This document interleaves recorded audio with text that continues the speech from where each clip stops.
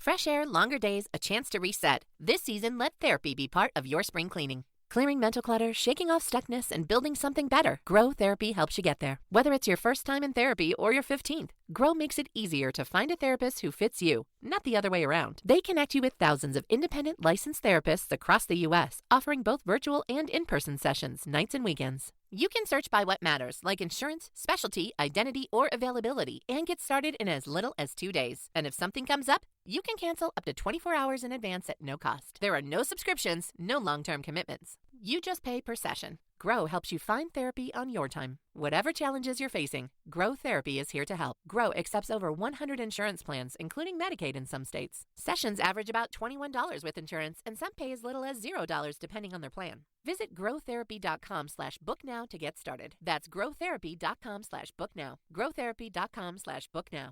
Availability and coverage vary by state and insurance plan. Bienvenido al podcast de The Way. Si quieres aprender inglés y hablar con confianza, estás en el sitio correcto.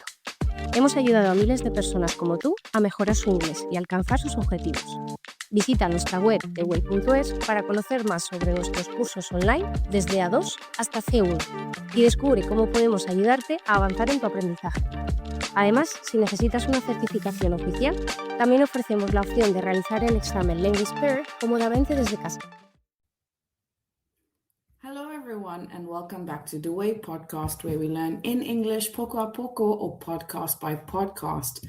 Today is an episode specifically for the upper levels of English, your B2, C1, C2, specifically in the writings. A lot of students improve other aspects of the exam, the reading, the listening, the speaking.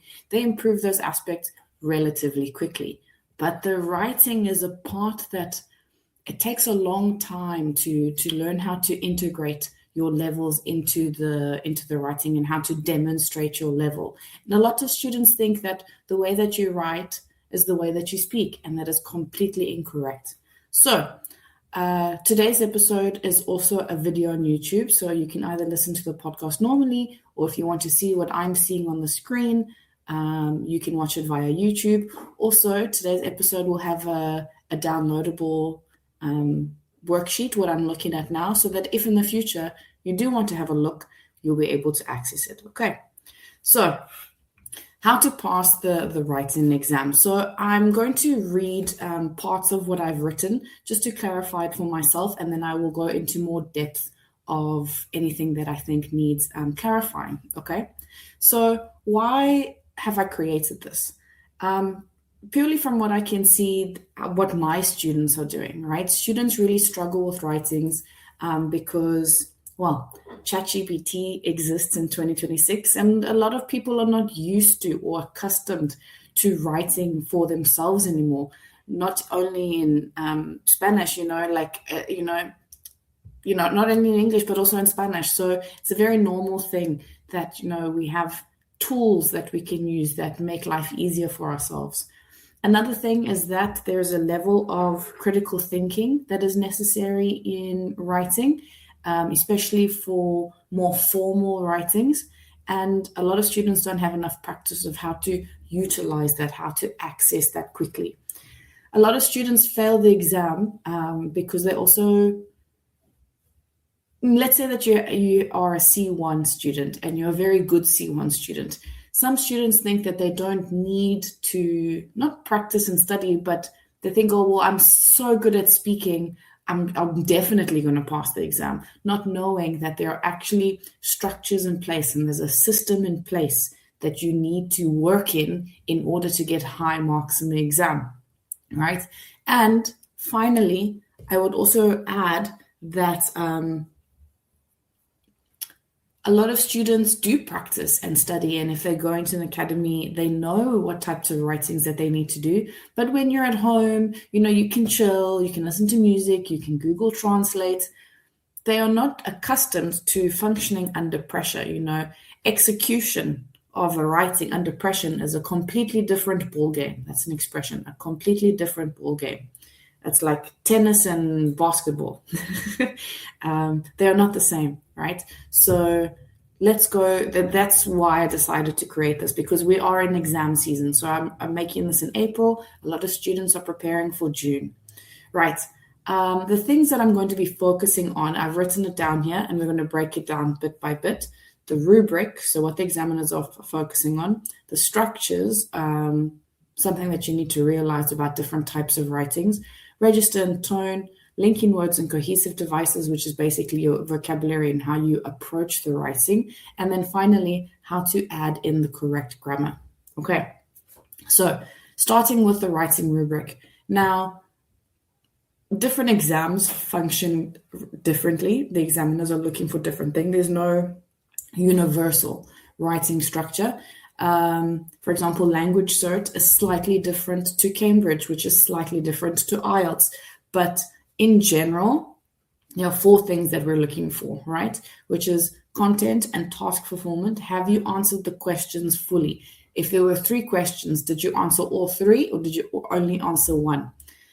Communicative achievement, meaning how did your writing translate from writer to reader?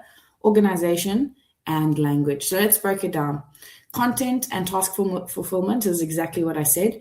Have you answered all the content questions? How clear is it that you answered the questions? Now, this is a problem, especially from a B2 perspective. If I think of like a Cambridge essay for writings for B2, guys, if you're in B2 doing the Cambridge essay, you need to clarify which 2 points.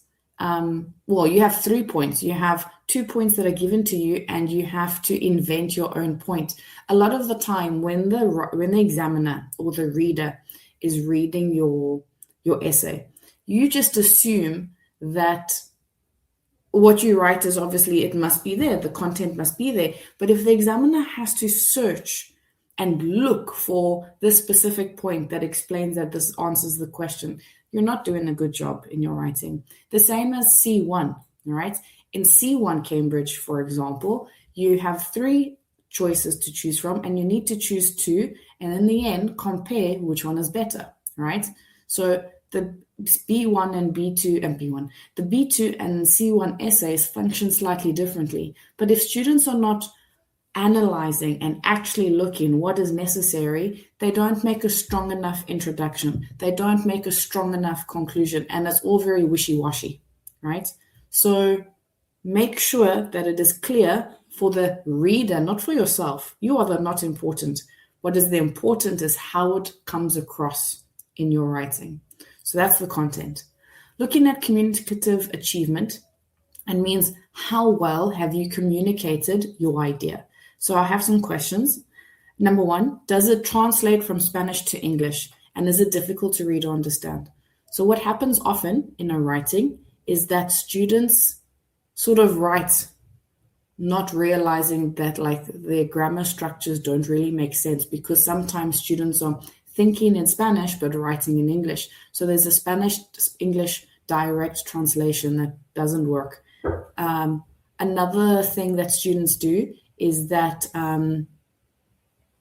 they don't really reread what they've written. So maybe it makes sense while you are writing, but then they're like, earlier, here's my writing, toma.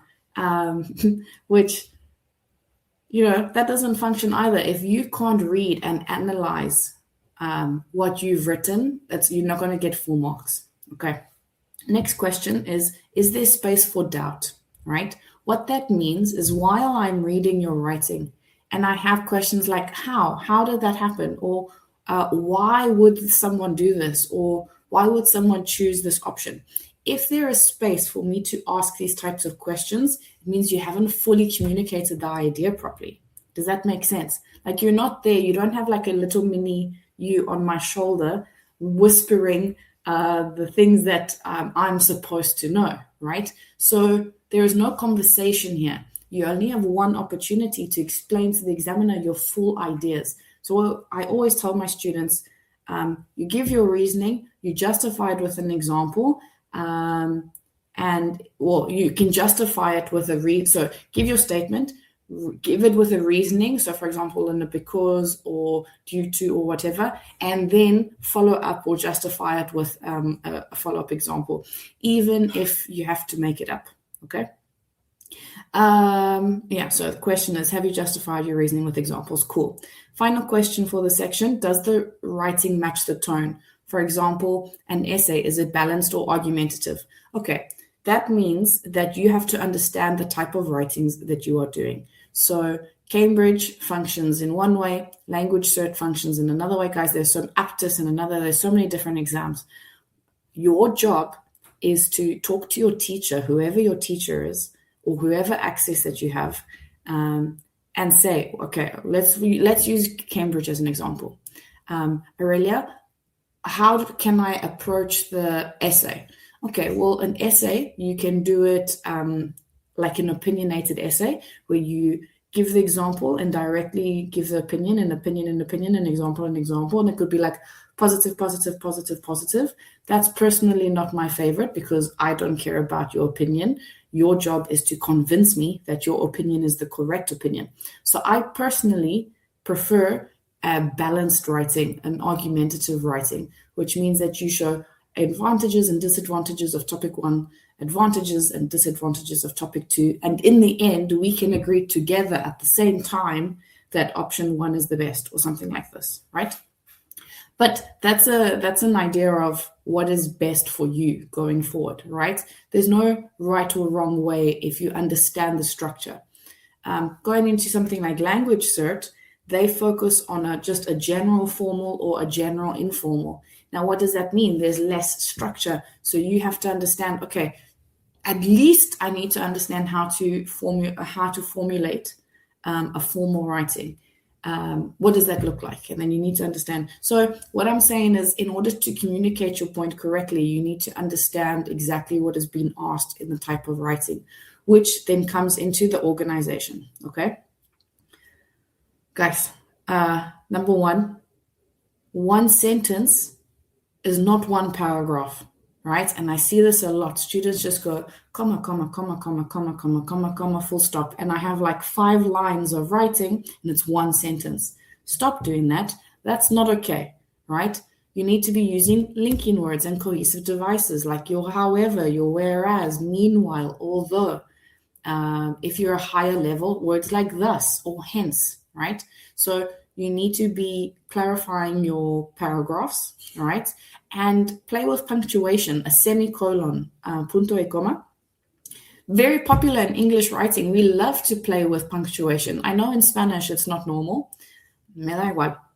Your job is to not write like you write in Spanish. Your job is to write how we write in English. And you could be like, Aurelia, that's bullshit.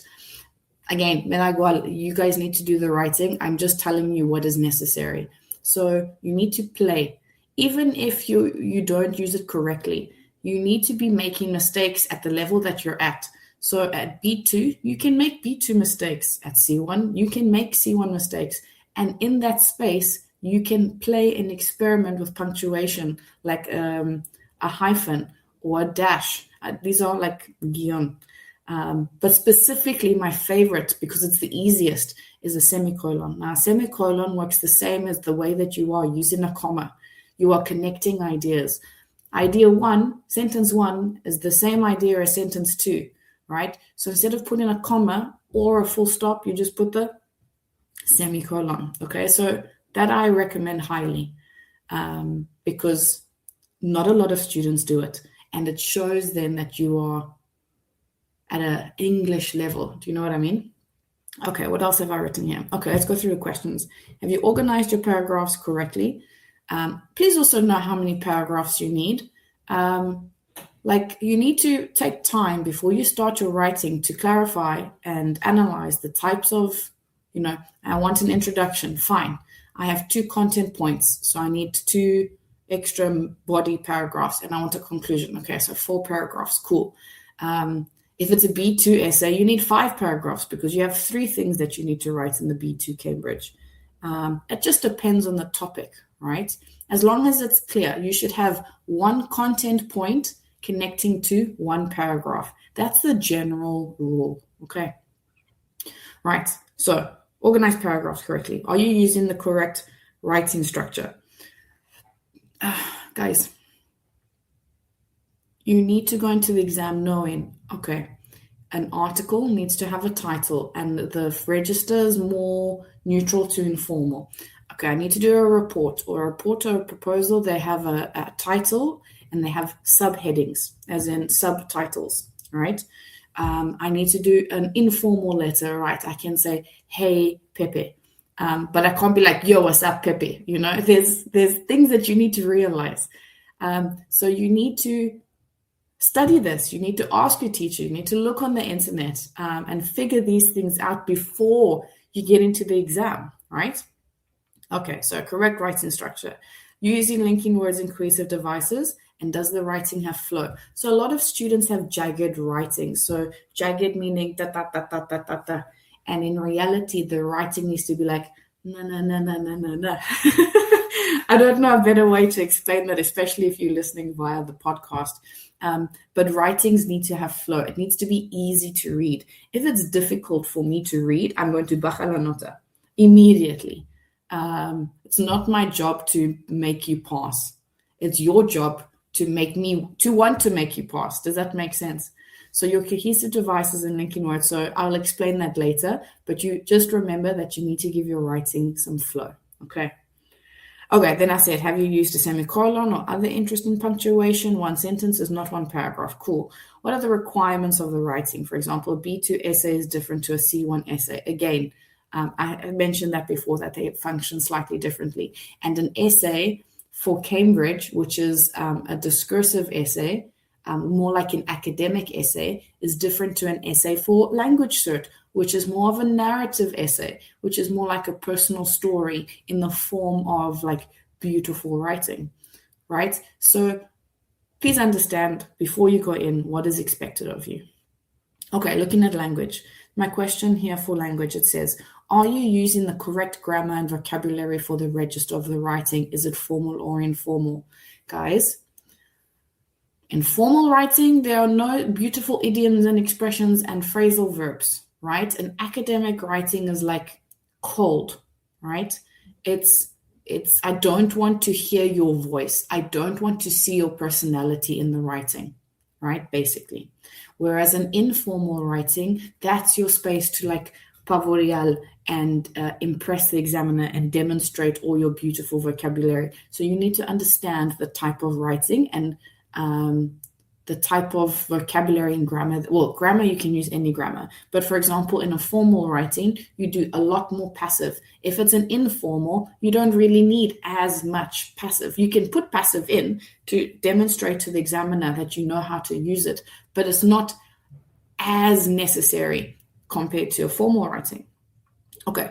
And then it says, are you demonstrating the appropriate grammar and vocabulary for the level? I'm going to explain that in the next few steps. So writing rubric. If you don't know what is expected of you in the exam that you are doing, just Google it.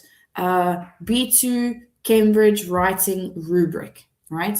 C1 language cert writing rubric, and you will find it on the internet. Okay.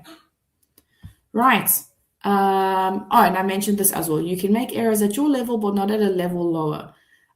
If I see students, for example, at a B2, at a C1 level, doing things like I'm teacher in their writing, I'm agree, Betty, like get out of my classroom. You shouldn't be making these silly mistakes. Mistakes are good. Mistakes are fine, but at the appropriate level. Okay. Now let's look at writing structures, how to set up the writing. Again, like I said before, you need to be planning. You need to spend 5 minutes figuring out what you need to write. A lot of students say to me, but Aurelia, I don't know what I'm going to write before I start writing. I just write. Bueno, and because of this, you're probably not going to get a very high mark. You're not going to get full content points. You might not get full organization. You're not going to get the marks that you're wanting because you are just inventing in the moment, right? I know, for example, in Cambridge, you have a very short or small amount of time to do a writing. It is an investment to plan how each, or what is the point, right? Or what is the highlight of each paragraph, right? So that gives you a lot of space to it gives you space to stay focused, right? It's an investment, una inversión, right? Even if it's 5 minutes, take it. Even if you need 10 minutes, take it. Because a lot of students lose points in content because they start talking, bueno, and my abuela, she also likes going to the beach. Me da igual. Like, I don't care. You cannot stray. Stray means to go like to the side. You can't go off topic. You have to stay on topic, and having a small plan, even if you go introduction, I'm choosing these 2 points.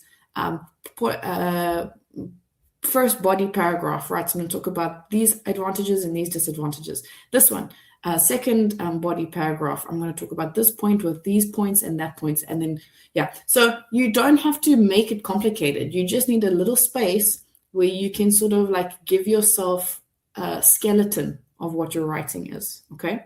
So it says, understand the type of writing that you are creating. I've already said that.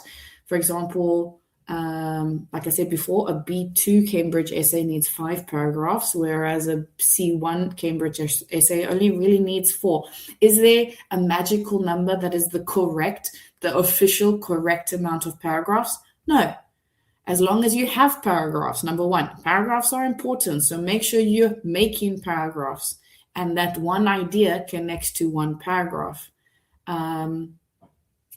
Everything else is, it needs to, like I said before, if I have to read the paragraph like 2 or 3 times to try and understand what you are trying to say, baja la nota. So your paragraphs give you structure. I'm like, right, Aurelia, this paragraph, I'm talking about this point. And then the next paragraph, I'm going to be talking about that point. It clarifies what you want me to understand, okay? And you need to make sure that each writing feels different.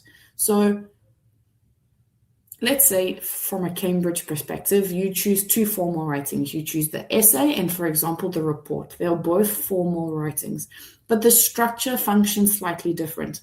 An essay, Cambridge essay, feels more academic, whereas we can say that maybe a report feels more professional. It's not as formal. You can keep it more neutral, for example. But the flavor, el sabor, the flavor of the writings can be different. In language search, you have usually, not always, but sometimes you have like a formal letter and an informal letter. Again, the flavor, even though they are both writings, are both letters, they need to feel different. And you need to show that and demonstrate that in your writings. Let's look at my final point here. I say, use your introduction to tell the examiner what they are going to read without saying, I'm going to talk about, oh my God. Students love, especially before experience in my class, like new students, they love to waste words going, I'm going to talk about the advantages and disadvantages of the public transport system in Spain. Guys, this is not a presentation for school, right? This is not how, you're wasting, and I'm also not an idiot, right? So you need to use and sort of aprovechar. You need to make the most of your introduction to engage with me. If engage meaning, I can't remember what it's called, engañar, gancho, a fish hook. When you are fishing, I'm the fish. You are the fisherman. You need to catch my attention with your introduction. So, for example, we live in an age where relying on AI and social media is part of our daily routine. However, can we find ways in order to improve our critical thinking skills? I don't know. I'm just inventing. But having, like, for example, a rhetorical question or something that I can connect to as a human being. We live in a society, or in this day and age, it is quite common to blah, blah, blah.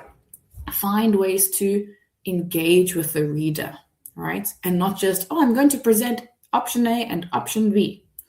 Okay. All right. Looking at register and tone, it says how the writing must sound. Is the writing formal? Is it neutral? I've said it before and I'm going to say it again. And this is just one teacher's opinion. Guys, like I said, I'm not God.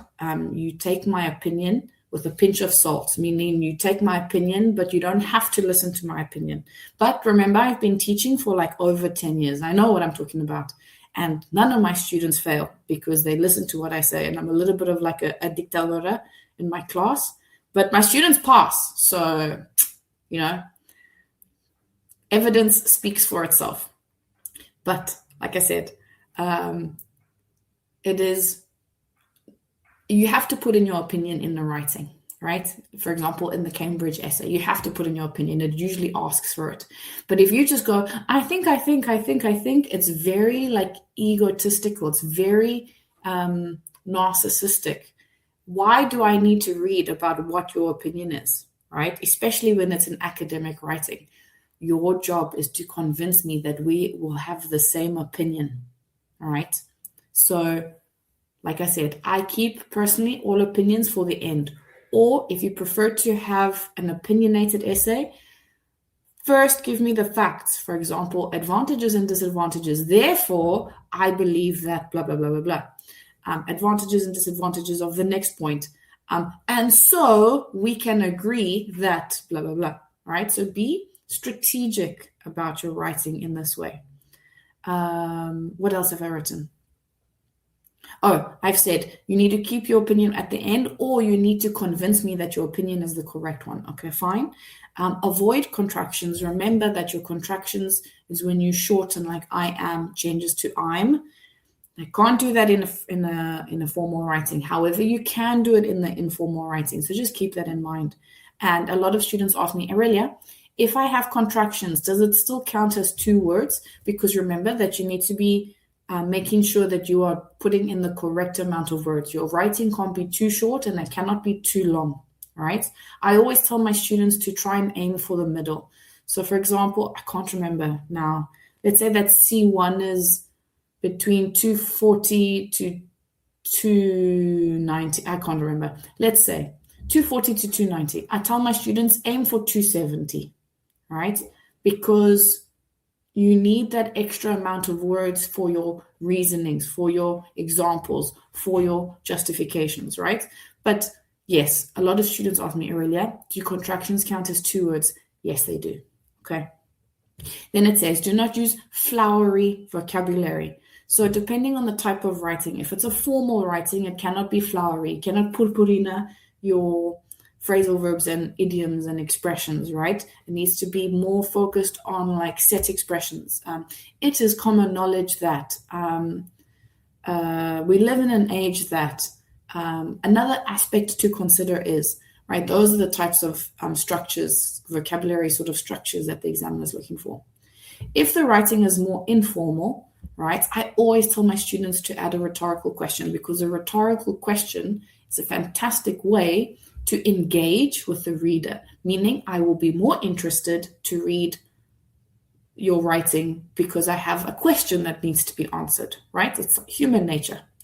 Add in the flowery vocabulary, add in, I call it the sexy vocabulary, the beautiful vocabulary, idioms, expressions, things that will be impressive for your level. And then it says, know your audience, meaning you can't write the way that you would write to your friend on WhatsApp. Students think, oh, really, it's an informal writing. And then they start talking like how people talk on YouTube or like how influencers talk.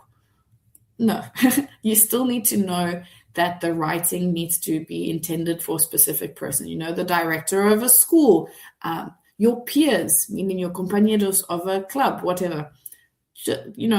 Make sure it's neutral or formal or neutral, informal, Okay, let's look at linking words and cohesive devices. So cohesive devices are the structures that give a writing flow. Now, all linking words are a type of cohesive device, but not all cohesive devices are a type of linking word.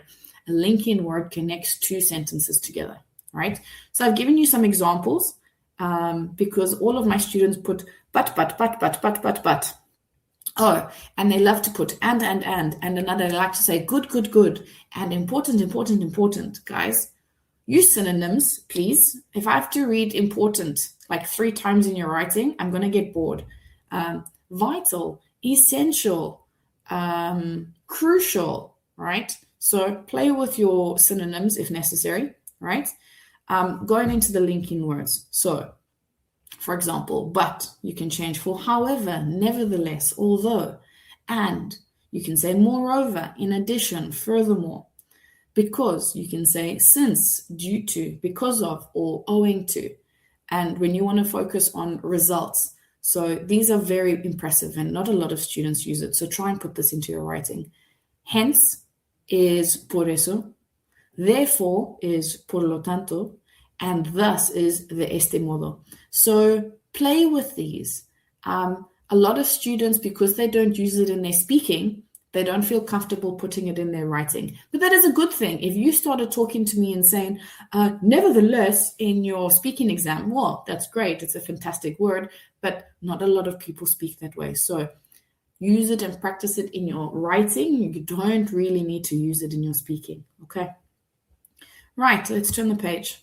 Final page. Okay, we're looking at cohesive devices. Now, like I said, cohesive devices give flow, and I said it earlier. These are the sentences. Like, we live in an age when, in this day and age, another aspect to consider, right? So you could say, this means that, despite the fact that, for instance, instead of just saying, for example, as a result, we live in a society where blah, blah, blah, and another aspect to take into consideration.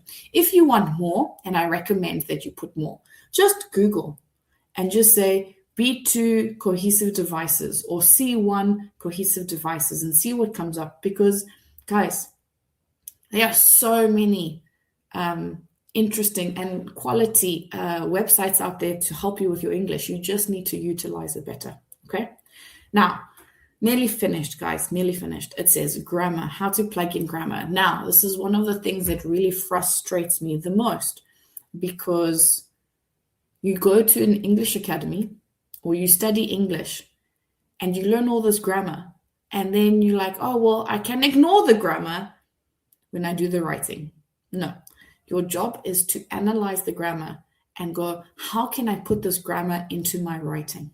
Okay, and a lot of students don't think that way. So here's a trick, okay? Whether you're at an English academy or studying by yourself, do your writing, create your plan, figure out exactly what you want to do, and then take a highlighter, subrayador, and go, bueno, take 2 highlighters. Or I always recommend 3. 1 highlighter for grammar, 1 highlighter for vocabulary, and 1 highlighter for cohesive devices and linking words.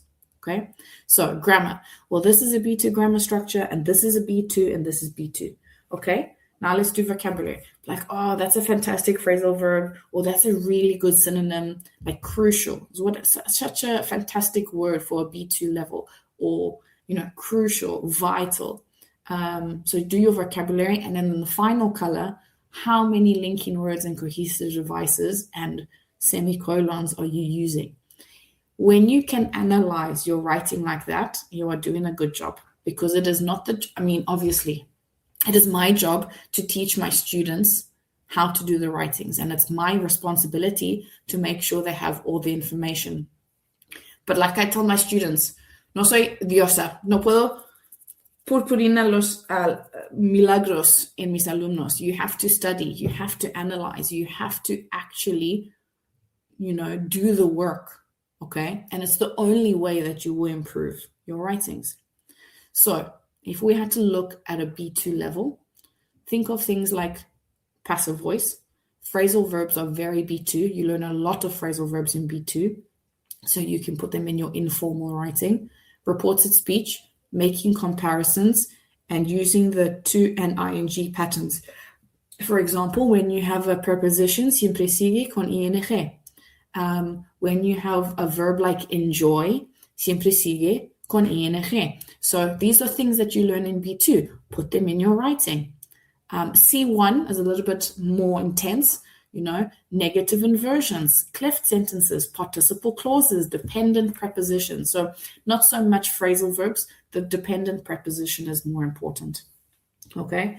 And that's it, really, in a nutshell.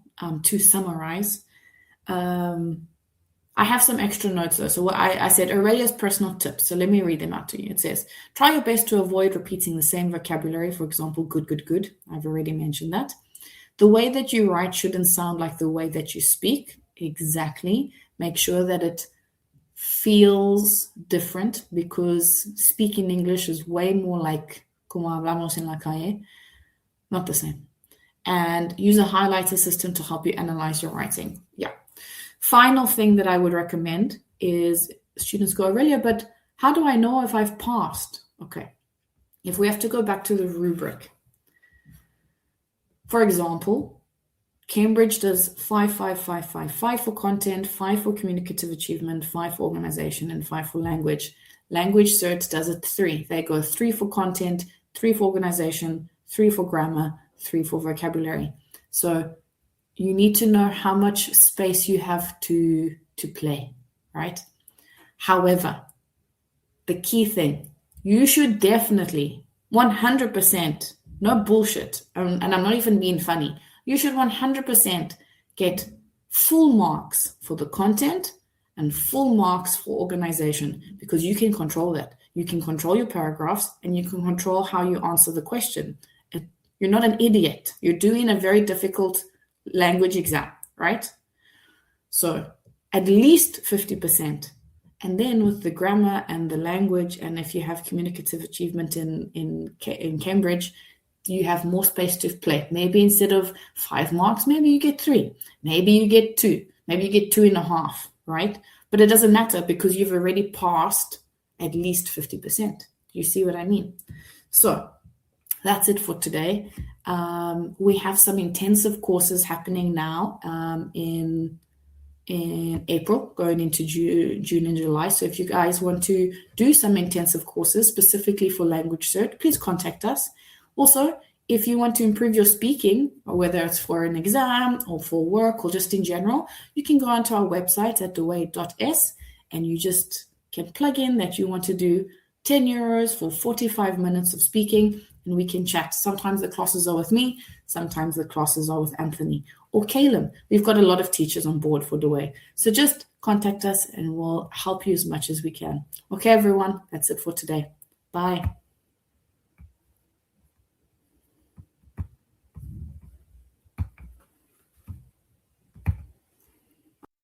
Si disfrutaste de este episodio y quieres llevar tu inglés al siguiente nivel, te invitamos a descubrir nuestros cursos online en theway.es, diseñados para mejorar tu fluidez y confianza en situaciones reales. Hemos ayudado a miles de personas como tú a transformar su aprendizaje. Visita ahora theway.es y realiza nuestro test de nivel interactivo de manera gratuita. Además, si necesitas una certificación oficial, también ofrecemos la opción de realizar el examen de Mid-Third cómodamente desde casa.